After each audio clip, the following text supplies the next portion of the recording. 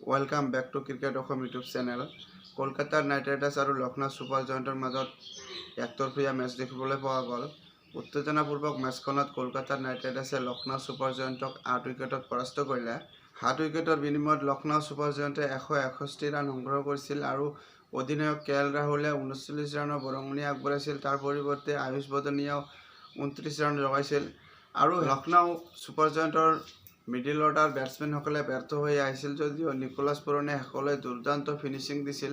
Nicholas পুৰণে শেষলৈ 32টা বলৰ সন্মুখীন কৰি 45 ৰানৰ বৰঙণি আগবঢ়াইছিল, যাৰ কাৰণে দলে 161 ৰান তথা সন্মানগত স্কৰত যাব পাৰিছিলে। নহ'লে হয়তো এটা সময়ত লক্ষ্ণৌ ছুপাৰ জায়েণ্টে প্ৰায় 120 ৰানতে থমকি যাব ধৰিছিলে। কিন্তু লক্ষ্ণৌ ছুপাৰ জায়েণ্টৰ সমস্যাৰ বিষয় হ'ব পাৰে যে কুইণ্টেন ডিকক এটা ভাল ইনিংছ খেলাৰ পিছৰে পৰা ব্যৰ্থ হৈ আহিছে আৰু দীপক হুডাও 8 ৰানৰ বেছি কৰিব পৰা নাই আৰু মাৰ্কাছ ষ্টইনিছে 10 ৰানহে সংগ্ৰহ কৰিছিলে। গুৰুত্বপূৰ্ণ বিষয় হ'ল যে কুইণ্টেন ডিককক ভাল ফৰ্ম দেখুৱাব লাগিব, কাৰণ কাইল মিয়াৰ্ছৰ দৰে পাৱাৰ হিটাৰ বেটছমেন টিম কমিউনিকেশ্যনৰ কাৰণে দলত স্থান নোপোৱা হৈ আছে আৰু যদিহে কুইণ্টেন ডিককে ভাল ফৰ্ম দেখুৱাব নোৱাৰে তেনেহ'লে হয়তো অনাগত মেচত দলৰ পৰা বাহিৰো হ'ব পাৰে। লক্ষ্ণৌ ছুপাৰ জায়েণ্টৰ এই বেটিং দুৰ্বলতাৰ মূলতেই আছিল কলকাতা নাইট ৰাইডাৰ্ছৰ বলাৰসকলৰ দমনীয় প্ৰদৰ্শন।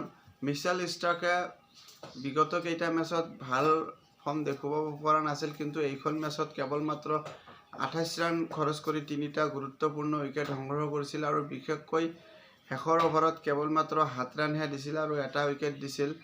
আৰু মিচেল ষ্টাৰ্কৰ এই প্ৰদৰ্শনৰ জৰিয়তে যেন এনে লাগিছে মিচেল ষ্টাৰ্ক হয়তো পূৰ্বলয়লৈ ঘূৰি আহিছে। যদিহে পূৰ্বলয়লৈ ঘূৰি আহে তেনেহ'লে কলকাতা নাইট ৰাইডাৰ্ছৰ কাৰণে ভাল খবৰ হ'ব। আৰু তাৰোপৰি সুনীল নাৰায়ণে মিডিল অভাৰত যি প্ৰেছাৰ মেইনটেইন কৰিব লাগে, বিৰোধী দলক বৰুণ চক্ৰৱৰ্তীক লগত লৈ ইকনমিকেল বলিং কৰিবলৈ পাইছিল আৰু কেৱল মাত্ৰ 4 অভাৰৰ স্পেলত 17 ৰান খৰচ কৰি এটা উইকেট লৈছিল।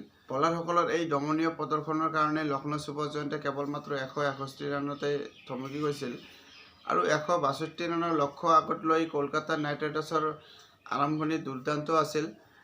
ফিল ছল্ট আৰু সুনীল নাৰায়ণে মিলি ভাল আৰম্ভণি দিয়াৰ প্ৰচেষ্টা চলাইছিল। লক্ষ্ণৌ ছুপাৰ জায়েণ্টৰ হৈ কেৰিবিয়ান বলাৰ ছামাৰ জোচেফে এই মেচত ডেবিউ কৰে আৰু ছামাৰ জোচেফৰ প্ৰথম অভাৰতে 22 ৰান সংগ্ৰহ কৰি ফিল ছল্টে কেকেআৰ দলক বহু দূৰ আগুৱাই লৈ গৈছিল আৰু পিছৰ দ্বিতীয় অভাৰতো কুণাল পাণ্ডিয়াকো ওপৰ-জুপৰি বাউণ্ডেৰী কপাই 14 ৰান সংগ্ৰহ কৰিছিলে আৰু প্ৰথম দুটা অভাৰতে যেন কলকাতা নাইট ৰাইডাৰ্ছৰ জয় একতৰফা হৈ গৈছিলে। আৰু এটা সময়ত লক্ষ্ণৌ ছুপাৰ জায়েণ্টৰ বলাৰসকলে ভাল বলিং কৰিছিল প্ৰথম পাৱাৰ প্লেৰ ভিতৰত, বিশেষকৈ মুছিৰ খান।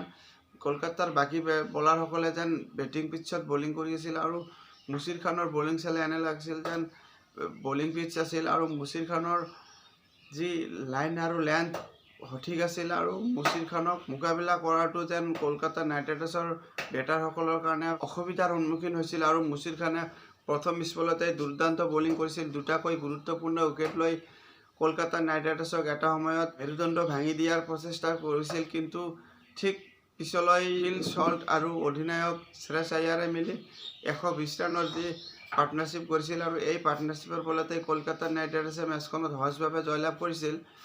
কলকাতা নাইট ৰাইডাৰ্ছৰ হৈ ফিল ছল্টে 47টা বলত 89 ৰানৰ দুৰ্দান্ত ইনিংছ খেলিছিল আৰু এই ইনিংছৰ জৰিয়তে মেন অফ দ্য মেচৰ সন্মান দিয়া হৈছিল আৰু শ্ৰেয়স আয়াৰো 38টা বলৰ সন্মুখীন কৰি 38 ৰানত অপৰাজিত হৈ থাকে আৰু এই জয়ৰ দ্বাৰাই কলকাতা নাইট ৰাইডাৰ্ছে পইণ্ট টেবুলত দ্বিতীয় স্থানত উপনীত হৈছে। লক্ষ্ণৌ ছুপাৰ জায়েণ্ট আৰু কলকাতা নাইট ৰাইডাৰ্ছৰ মেটচ প্ৰিভিউ এয়াই আছিল। আজিলৈ ইমানে, ধন্যবাদ।